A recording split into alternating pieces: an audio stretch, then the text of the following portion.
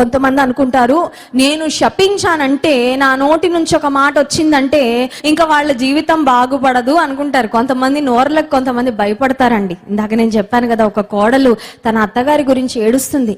మా అత్తగారి నోటి నుండి వచ్చిన శాప వచనాలే నా కుమారుడు ఒక అంగవైకల్యుడిగా పుట్టడానికి కారణమైందని నేను అనుకుంటానమ్మా.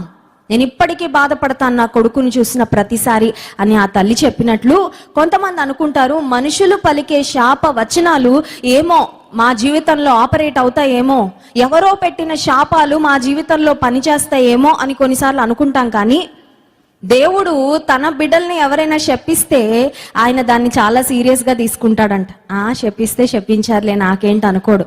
నా బిడ్డల్ని ఎవరైనా శపిస్తే వారిని నేను కూడా శపిస్తాను, నిన్ను దూషించిన వారిని నేను శపించెదను అనే మాట వాక్యంలో మనం గమనిస్తున్నాం.